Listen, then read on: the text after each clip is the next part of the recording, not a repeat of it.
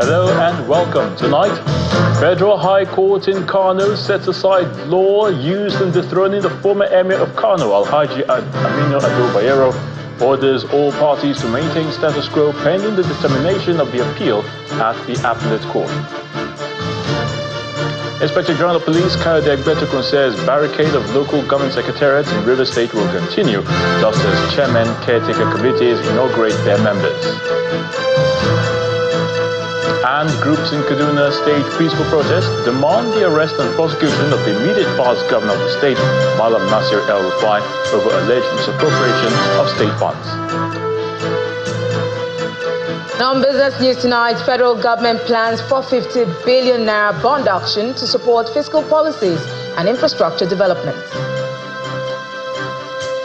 On sports news tonight, England misses chance to seal their place in the last 16 at the Euros as Denmark hit back to a draw in Frankfurt. From Abuja, the nation's capital, police in Kaduna arrest 5 suspected kidnappers in various parts of the state. And in international news from London, the leaders of Vietnam and Russia have said they want to boost ties as the pair met in the Vietnamese capital of Hanoi.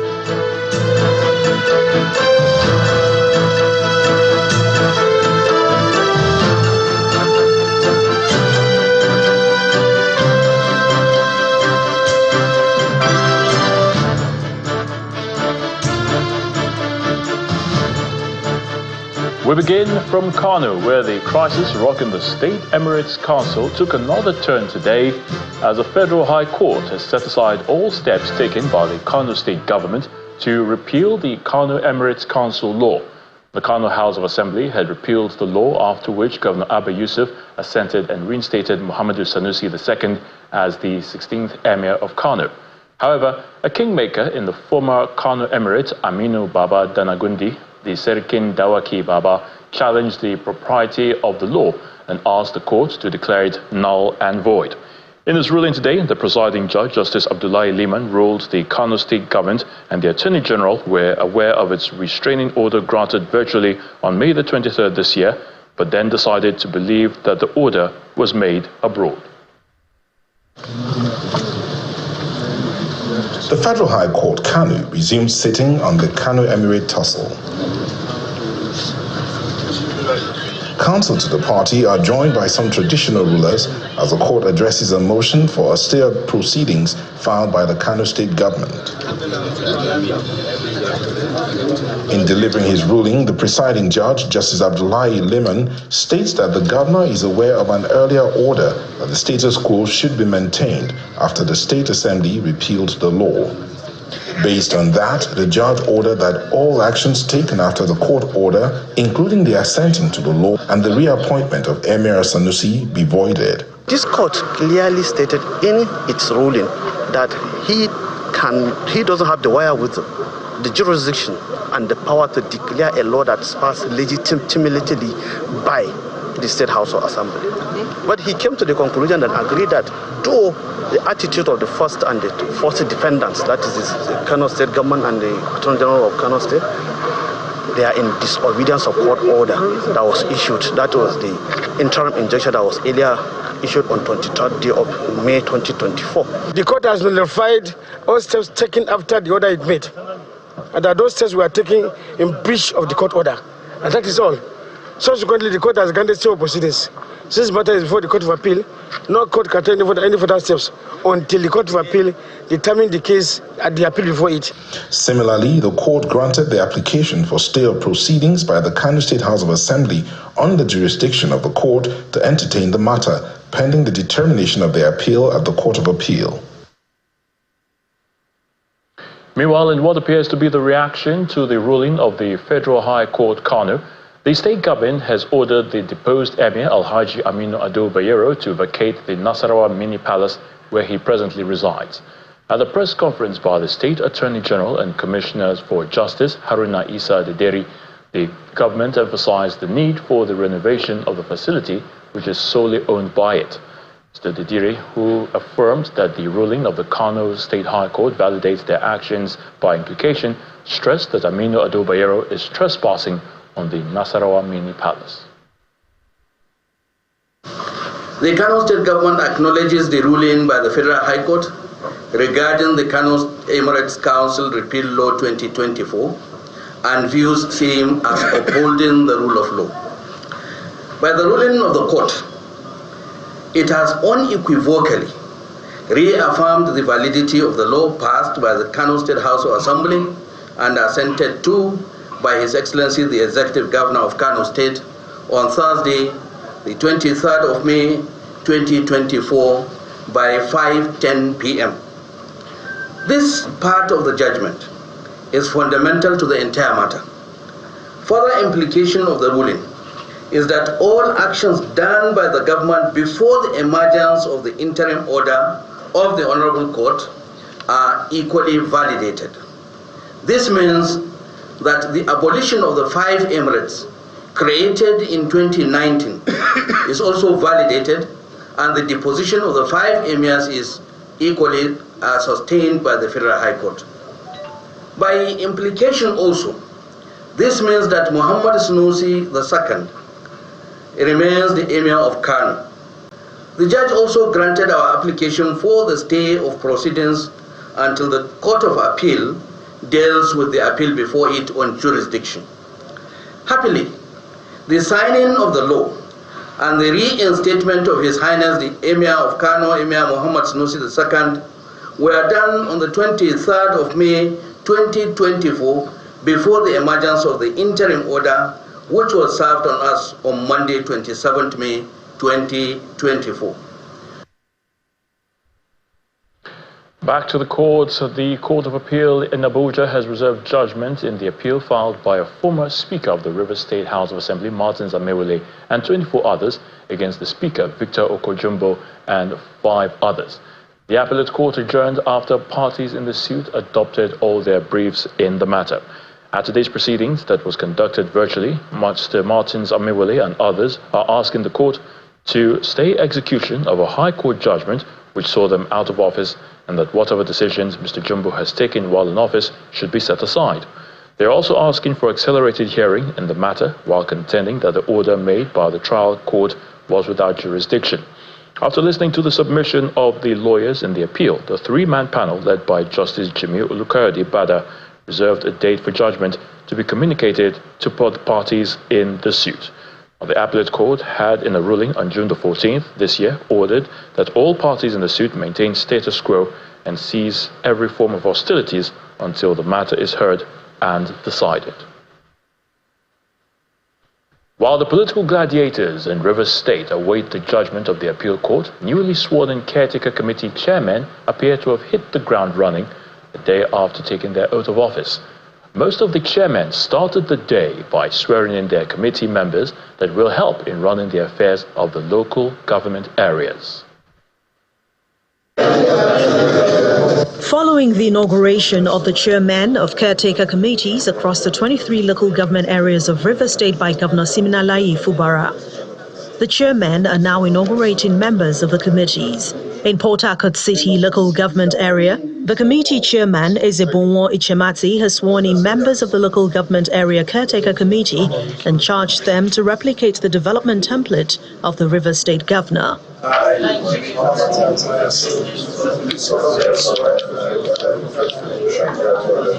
The caretaker committee chairman, while inaugurating the committee members, also reacted to the recent call by the Rivers State chapter of the All Progressives Congress for a state of emergency in the state, saying such position is self-serving. It is a sad one that politicians, because of their inordinate ambition and desire, will want to unleash hell upon a state that has made them, enriched them, and blessed them. But as a people of Port Harcourt City local government, that call by the factional chairman of APC is neither here nor there. And they are true, are they here? So the very Republic of Nigeria. As a member of the local government caretaker committee, I will discharge my duties Meanwhile, in Obiabo local government area, 6 persons expected to serve alongside the chairman, Chijioke Huo, are also being sworn in, even as they promise to work diligently. The chairman said the committee is determined to make a difference. You be given an opportunity to serve today is not for your personal interest, it's for the interest of our local government. So don't see yourself that we are giving you opportunity.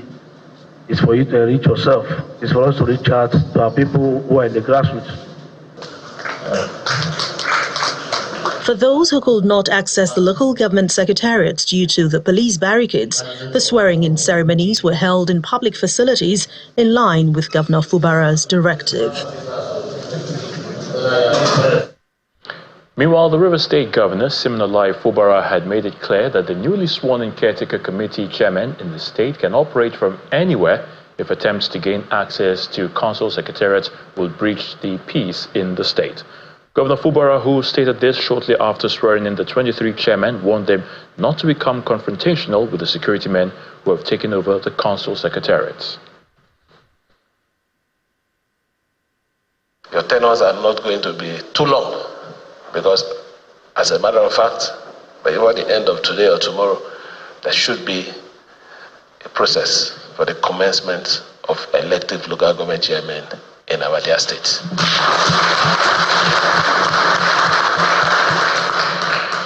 Let me also advise that as you resume your respective local governments, please, I do not want any confrontation. It is not in my nature. It is not my style. Whatever happened yesterday, I know, and the world knows that it is not from you people. Some persons caused it. So let us not give them the opportunity to continue to make our states look bad in the Committee of States. So when you go back, if there is any situation, I want you to be law-abiding. I don't want any confrontation. You can operate from anywhere until when. But the most important thing, you have the control of the LGA today. Still on the rivers crisis, the Inspector General of Police, Mr. Kayode Egbetukun, has justified the barricading of local government secretariats in the state, saying the action is meant to prevent breakdown of law and order. Fielding questions from journalists in Abuja on the sidelines of a conference with commissioners of police and other senior officers, Mr. Egbetukun says the police will continue to occupy the secretariat until the court of competent jurisdiction delivers judgment on the local government crisis in the state.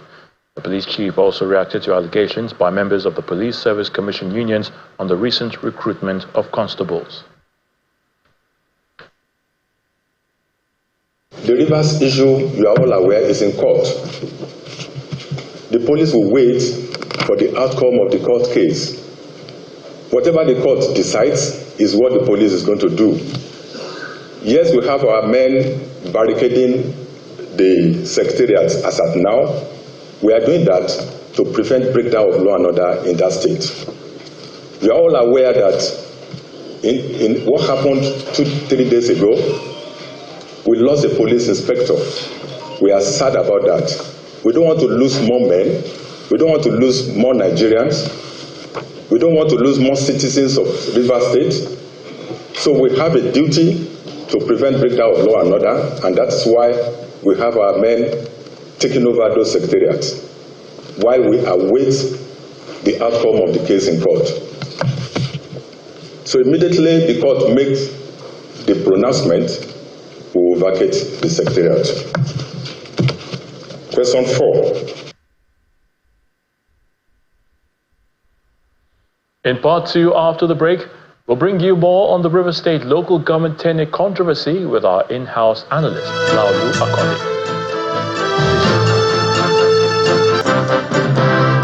Welcome back. If you've just joined us, you're watching the news at 10, coming to you live on Channels Television from Lagos. A reminder of our top stories.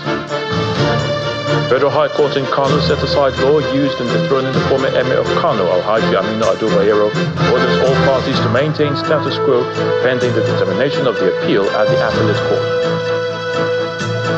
Inspector General of Police Kayode Egbetokun says barricade of local government secretariats in River State will continue just as chairman caretaker committees inaugurate their members.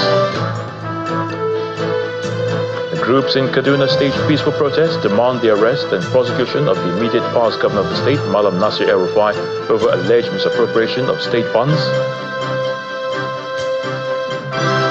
And the leaders of Vietnam and Russia say they want to boost ties as the pair met in the Vietnamese capital of Hanoi.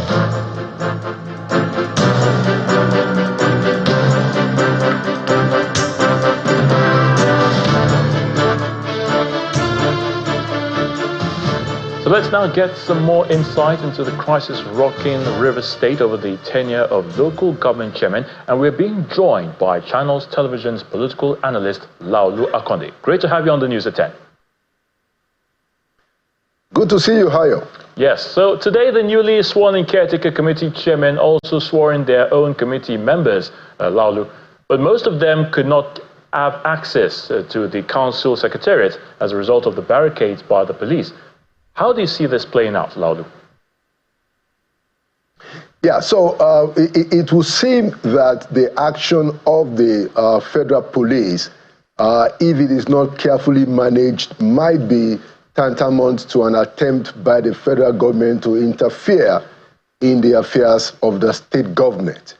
Now, the governor, who seems to have the powers to constitute the caretaker committees based on the practice that we have seen since 1999, did so on Tuesday, and we have reports on Wednesday of some of the chairmen being prevented from going into the offices. Now, it is hoped, based on what the Inspector General of Police has said, that this is possibly an interim measure to preserve the peace. Now, if it goes beyond that, if you have a situation where the federal police is preventing the governor and his appointees from doing the legitimate business of the state government, then that might be something that will become a burden on the federal government itself, because it is not meant to be involved in the day-to-day running of a state or the local government. So we will have to watch the situation a little bit more to get a little bit more clarity as to what the intention of the federal police is in this situation. But hopefully, it will not become something that will be an obstruction to the pursuit of the activities of the River State government. All right, Laolu, now some have said this crisis is now beyond the misunderstanding between the sitting governor and, of course, his predecessor. Do you think there are external forces propelling what is going on in River State as we see it? Well, I think that it is still essentially a crisis that has two important dramatis personae. The governor himself, Governor Sim Fubara, and his predecessor, and I dare say his benefactor, Mr. Nyesom Wike, who is the minister for the FCT. Essentially, these are the two main figures that are contending. And it's also the reason why it will have to take a political solution at the end of the day to resolve this crisis. As you know, there have been many court cases. Each side has one court order to cling on to assert its position and its posture. And it will take a little bit of time to sort out, some of those contending cases. But ultimately, even when that is done, because people can always, push the cases all the way to the Supreme Court, ultimately, in my view, what will have to happen in River State is that there will be a political solution to the crisis, which, like I said, is a crisis between Governor Fubara and Mr. Nyesom Wike, the FCT minister. All right, Laolu, as we round up in about 60 seconds, is this fast becoming a political logjam that will be around for a while, or how would you say this would end? Well, it's already a major distraction in River State, and I dare say, to some extent, even in the country. Now, the governor is trying his best to give the impression that regular governance is going on, he goes about, doing the best. But clearly, the focus on Rivers State is about the crisis. And one hopes that this will not go too long. That was why I had said before that it would seem that the best way to sort this matter might be a political solution. But if that doesn't happen, then we have to wait for the longer period for all the court cases to be resolved. Clearly, in my view, the governor cannot allow a situation where there's an elongation of the local government. That seems to be something that is based on our grand norm, the Constitution. But there are other political issues that are going on, and we hope that there will be a political solution so that too much time will not be wasted on politics when we are supposed to be having governance in Rivers State. Olaola Akande, Channel Television's political analyst, thank you so much for your thoughts on the news at 10. Thank you, Ayo. Protesters under the auspices of Kaduna Citizens Watch for Good Governance have called on the Economic and Financial Crimes Commission, the EFCC, to probe and arrest the former governor of the state, Mr. Nasir El-Rufai. The aggrieved protesters stormed the Kaduna State Government House, urging Governor Uba Sani to mandate the EFCC and other agencies to prosecute the former governor following his alleged indictment by the State House of Assembly.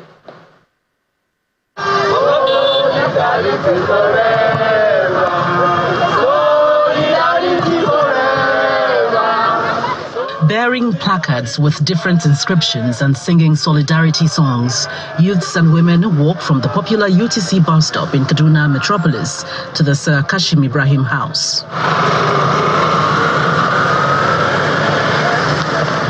They arrived at the Kaduna State Government House to register their demand, which is that the Economic and Financial Crimes Commission should prosecute former Governor Nasir El-Rufai following the report of the State House of Assembly, which accused his administration of misappropriating 423 billion naira. We call on Governor Uba Sani to officially forward the findings of the committee to relevant anti-corruption agencies, to enable them to swing into action and recover our resources at their disposal.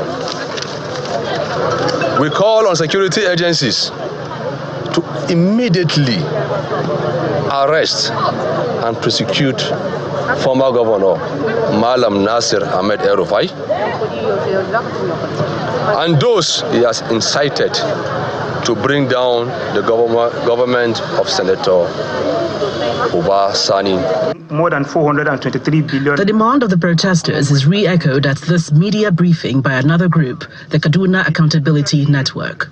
Nasir Ahmed El-Rufai should talk about the finding of the Kaduna State House of Assembly investigation, in which his government was accused of recklessness award of contracts without due process. The citizens of Kaduna State are yearning for answers to this.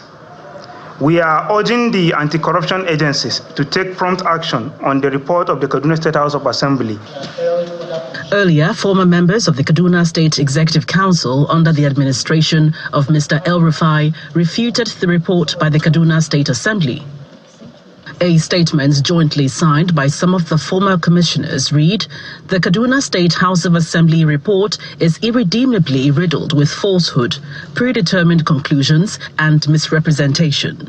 The report is bereft of rigor and accuracy and fails to demonstrate any understanding of the various matters it purported to investigate." Unquote. The former commissioners maintained that they served the state with honor and utmost integrity. So let's head to the nation's capital now, and Gloria Umezuoke is standing by to give us the very latest from our Abuja studios. Hello, Gloria. Great to see you again. Many thanks, Ayo.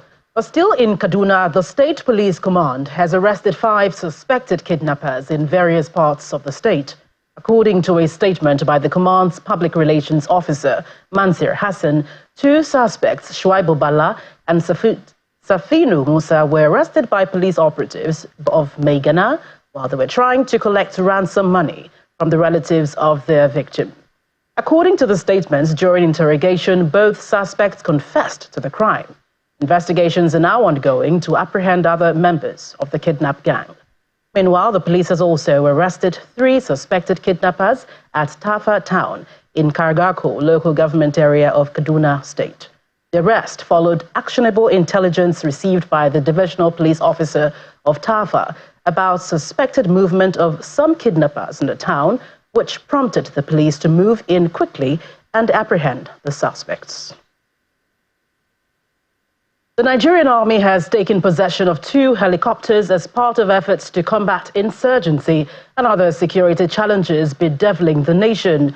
Speaking at a brief ceremony in Abuja, the Chief of Army Lieutenant General Taurid Lagbaja says the helicopters will be launched into operation of the Nigerian army immediately to aid the fight against insurgency. General Lagbaja had in September 2023 disclosed that the federal government approved the purchase of 12 helicopters for the service.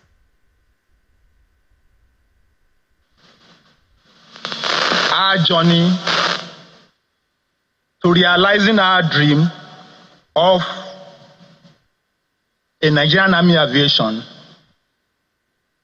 has come to reality today, and we must give credit to those who dare to dream and conceptualize this journey. Aside from initial plans to train pilots for the Nigerian Army, which took place about 38 years ago, we even went a notch forward by procuring some platforms then. The G222 were procured for the Nigerian Army Aviation and the Airborne Corps that was to take off in 1986. Our renewed drive to have the Nigerian Army Aviation Wing started when the former Chief of Army Staff, Lieutenant General KTJ Minima, retired, established and operationalized the Nigerian Army Aviation Coordination Office in 2014.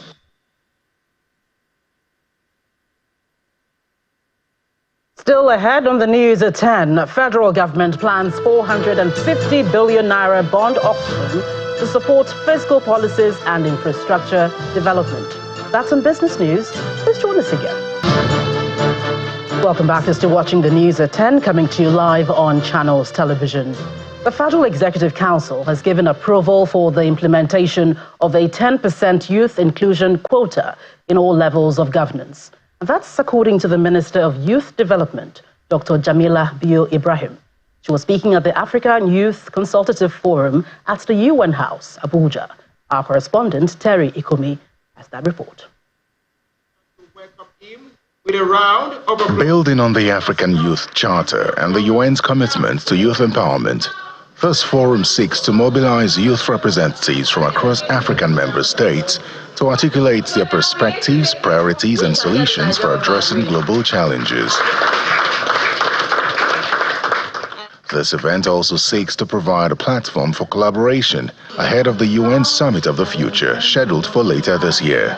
Nigeria plays a pivotal role in shaping public policy and programs, not just in Africa, but on the global stage. So it's important that young people from different groups and communities in Nigeria not only take this consultation toward the Summit of the Future seriously, but also articulate robust and strategic perspectives on how to shape development approaches going forward. The Minister of Youth Development speaks on efforts by the ministry to address the well-being of Nigerian youths. Efforts are underway to establish a department of youth well-being in the Ministry of Youth Development.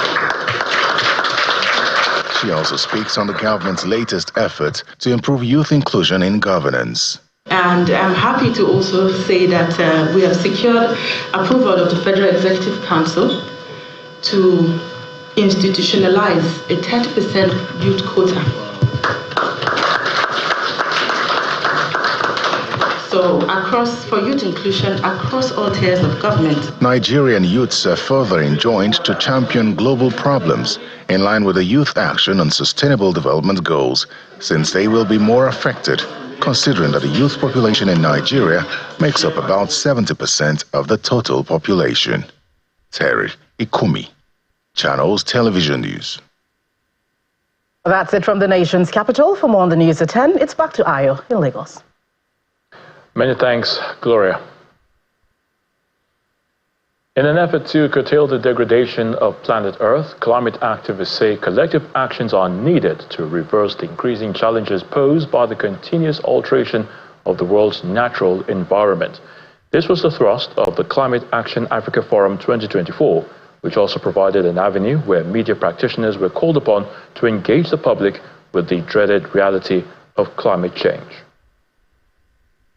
This is the Climate Action Africa Forum 2024, and it brings together activists from across the continent to discuss on how to increase education and awareness on climate change, showcase innovations towards driving Africa to a sustainable future, as well as more contributions to the expansion of Africa's green economy.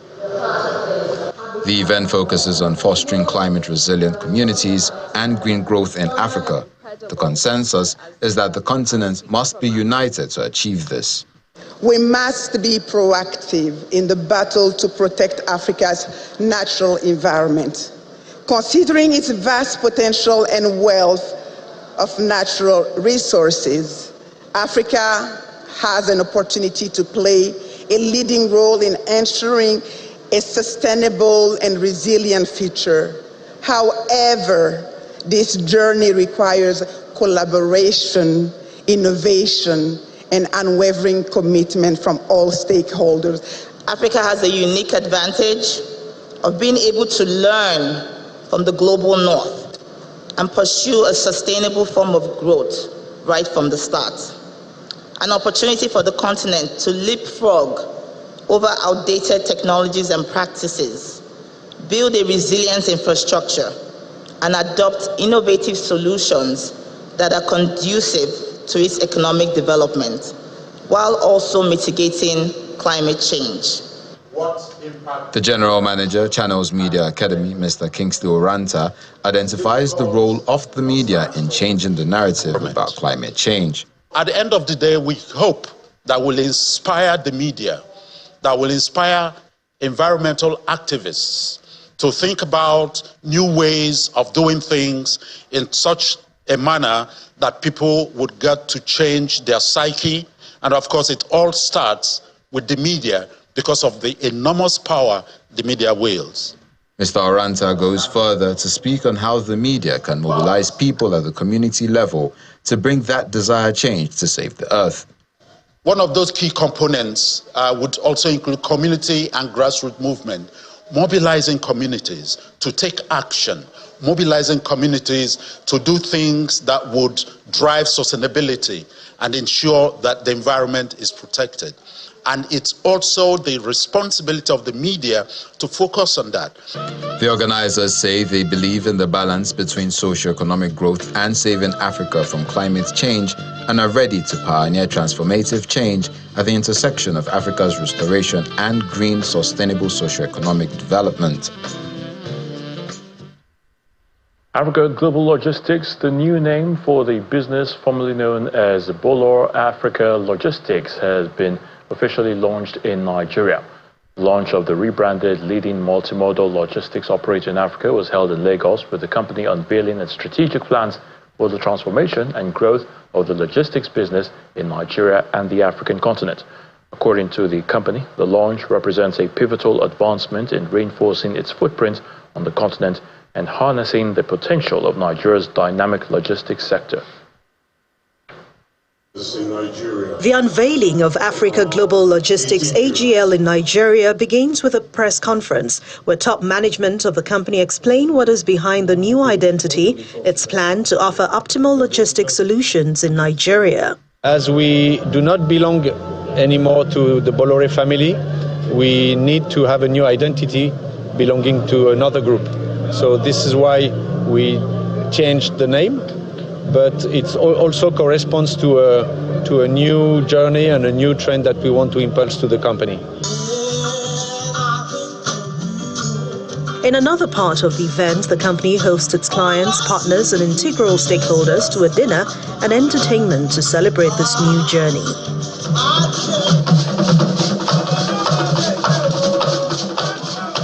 We are immensely grateful. The opening remark drives home the intent of the gathering. Today marks more than just a rebranding for us. It symbolizes our evolution, our growth, and our dedication to shaping the future of logistics in Nigeria. Other executives speak about AGL services, its values, and the impact it will create for those in the operating environment. AGL is committing to enhancing end-to-end logistics supply chains across all the continents through its ports terminals, railway operations, logistics setup in every African countries. At AGL Nigeria, we firmly believe in creating job opportunities as a means to empower individuals and communities. The governor of Lagos State, represented by the Commissioner for Commerce, Cooperative Trade and Investment, commends AGL for choosing to do business in the state. The unveiling of AGL Nigeria today and the commencement of operations by the Lekki Deep Sea Port project are one of the largest and most ports in West Africa, has positioned Lagos as a central hub for maritime logistics in Africa. The new identity, Africa Global Logistics, comes as a result of the takeover of Bolloré African Logistics by MSC Group in December 2022.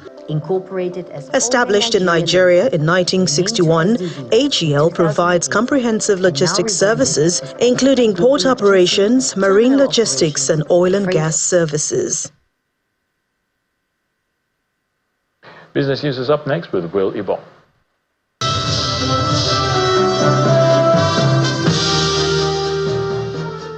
Thank you, Ayotunde.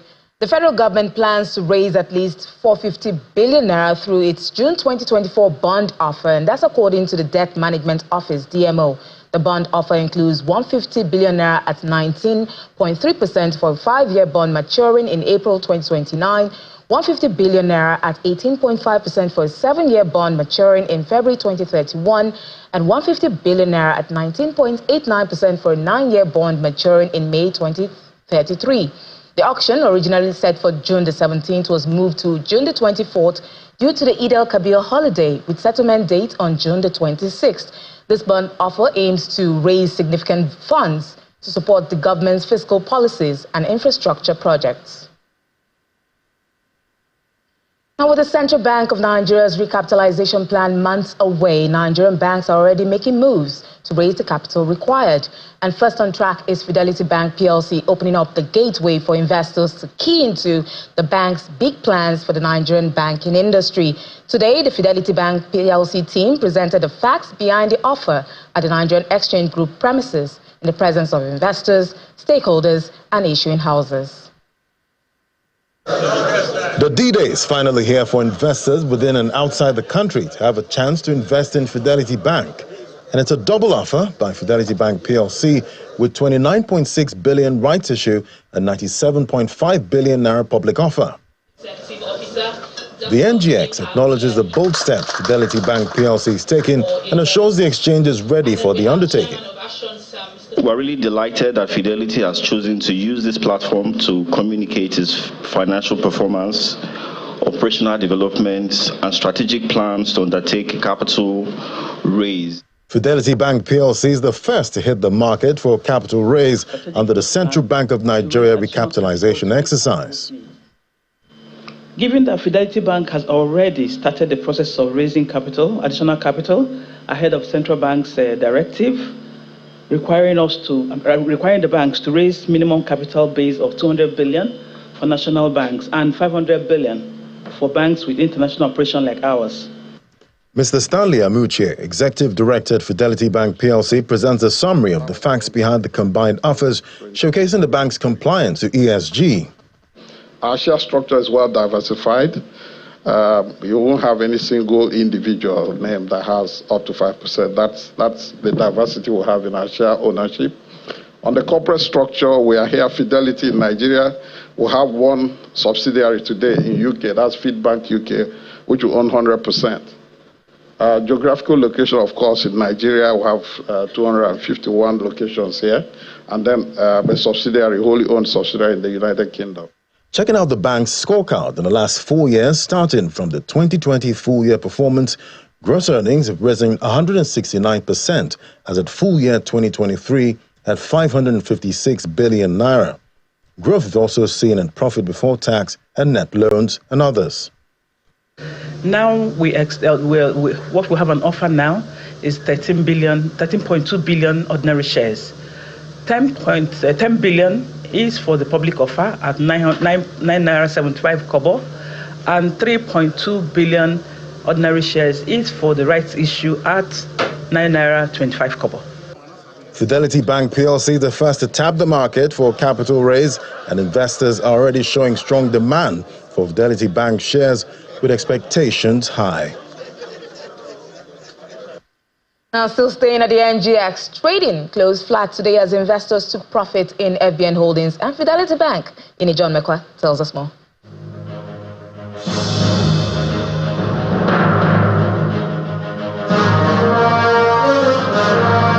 Hello, Will. Thank you so much. And good evening, everyone. Welcome to the Stock Market Report. Well, the whole share index today is 0.00%, but the market gained 1 billion naira. So it was just a slight move, just a billion naira right around there. And we're still doing the 56 trillion naira for the market cap. Top trades today tell us a lot of information about that. The banking sector is booming. Fidelity, in fact, is making the news this day. So yesterday they did about 1 billion in volume of trade, and today we saw profit taking, and also they are announcing their offers. So they've announced their offers today. So you may be interested in that. Fidelity did 162 million after some profit taking after yesterday's big trade. FBN Holdings 871 million in trade. Transcorp also managed to join that. Now look at the sectors. Banking 0.72%. All right, there are a lot of activities going on in banking ahead of that recapitalization, obviously. And then we see oil and gas back to that status of almost not moving at 0.00%, while we see consumer goods 0.22% in the green, and that's because of Guinness. After that major stake have been bought by Toleram, we see it surging. We don't know how long it will go, but it's still surging for now. So it might be slight, but it's the sound of the bull. And that's a wrap on business. It's back to Ayotunde for the rest of the news at 10. And thank you, Will. President Bola Tinubu has held a private meeting with President Cyril Ramaphosa in Johannesburg, South Africa. According to the statement by the Special Advisor on Media, Ajuri Ngalale, before the closed meeting, President Ramaphosa thanked President Tinubu for honoring the invitation to attend his inauguration for a second term in office. President Tinubu noted that President Ramaphosa's inaugural speech the day before captured most of the challenges faced by African countries and the need for more collaboration among leaders and citizens to provide solutions. President Ramaphosa was re-elected into office for a second term on Friday, June the 14th this year, following an agreement for a government of national unity between the African National Congress, ANC, and the Democratic Alliance.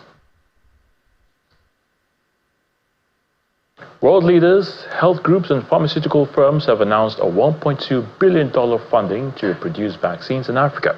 Speaking at the Global Forum for Vaccine Sovereignty and Innovation in Paris, French President Emmanuel Macron said this initiative is an essential step towards a genuine African vaccine market. He has Simon Pusey with other international news and around the world in 5.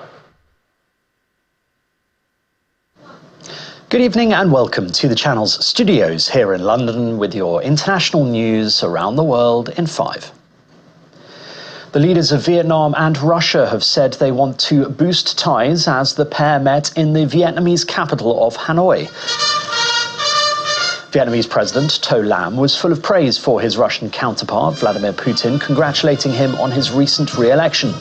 Mr. Putin, in return, said strengthening a strategic partnership with the Southeast Asian country was one of Russia's priorities. His trip to Vietnam, which comes on the heels of his lavish visit to North Korea, is being interpreted as a demonstration of the diplomatic support Russia still enjoys in the region. The United States has criticized the visit for giving a platform for President Putin to promote his war of aggression in Ukraine. Meanwhile, new images have been released of Mr. Putin and the North Korean leader at their meeting yesterday. Kim Jong-un and the Russian leader appear jovial and relaxed, driving each other in a car, walking through a flower garden, and greeting two dogs. Analysts say that with these photos, Mr. Putin's message for the West is that despite sanctions against Russia and its isolation, Russia does still have friends in the East. Scientists say human-induced climate change made recent extreme heat in the US, Southwest Mexico and Central America around 35 times more likely. The World Weather Attribution Group studied excess heat between May and early June, when the US heatwave was concentrated in southwest states including California, Nevada and Arizona. Extreme temperatures in Mexico also claimed lives during the period. The scientists said that such a heatwave was now 4 times more likely than it was in 2000, driven by planet-warming emissions. Canada has listed Iran's Islamic Revolutionary Guard Corps as a terrorist organization after years of pressure from opposition legislators and some members of the Iranian diaspora. Canada will use all of the tools at its disposal to combat the terrorist entity of the IRGC. Announcing the decision, Public Safety Minister Dominic LeBlanc called it a significant tool in fighting global terrorism. The move will mean that thousands of senior Iranian government officials will be barred from entering Canada. Iran's foreign ministry spokesman has condemned what he described as the unwise and unconventional step. Officials say at least 34 people have died after consuming toxic bootleg alcohol in the southern Indian state of Tamil Nadu. The incident took place in Kalakuruchi district, where several residents fell ill after consuming the liquor. At least 80 people are being treated in hospitals for illnesses such as excessive diarrhea, and officials say the death toll could rise further. 2 people have been arrested so far, and a wider investigation is underway. South African party Democratic Alliance has suspended an MP after a series of old clips resurfaced online of him spewing violent racist language against black people. Ronaldo Hose initially insinuated one of the videos was doctored and denied it, but a statement issued by the DA said it was genuine and not a fake. In the video, Mr. Hose, who was sworn into Parliament less than a week ago, uses a local slur typically reserved for black Africans, repeatedly along with the N-word.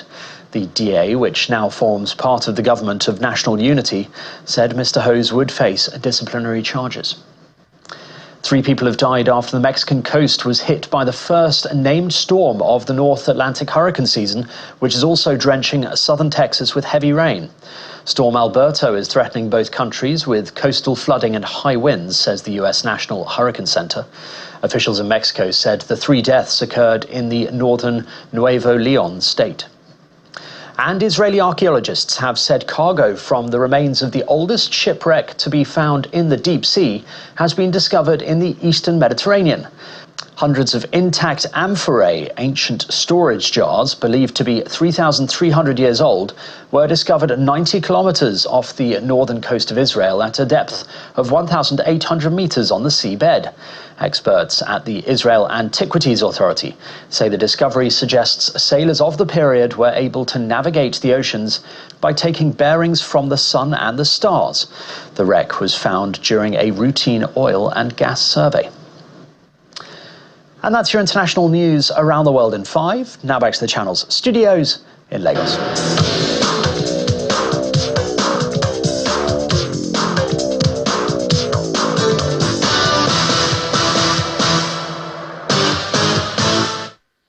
Thanks, Simon, and welcome to Sports News. Abia Warriors will face El Kanami Warriors in the finals of this season's President's Federation Cup after both teams progressed via penalties in the semi-final games of the competition played earlier today in Lafia and the nation's capital, Abuja.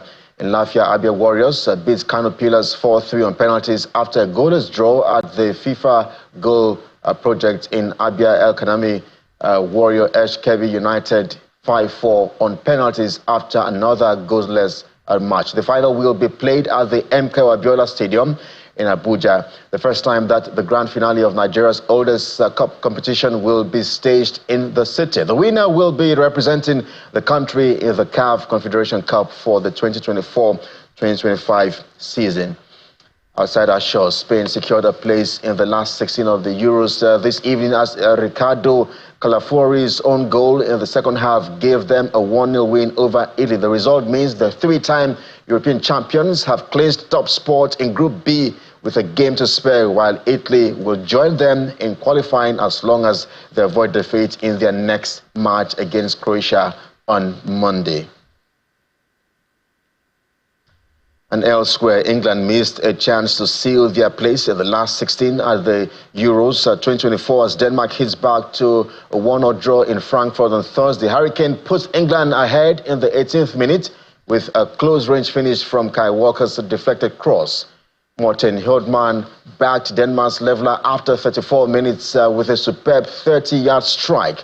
Earlier, Luka Jovic scored a 95th minute equalizer as Serbia grabbed a last gasp draw against Slovenia.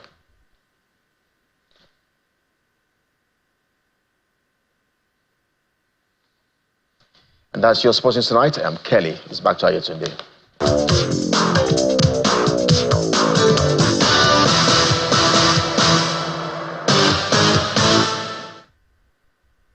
Thank you, Kelly. And the main news again.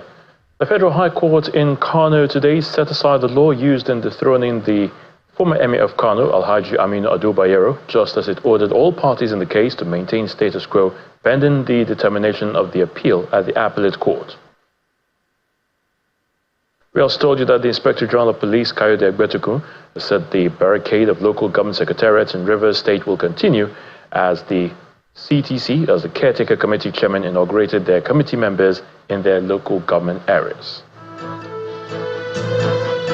That's the news at 10 tonight. Thank you so much for watching. I'm Ayo Tunde. Have a good night and please stay safe.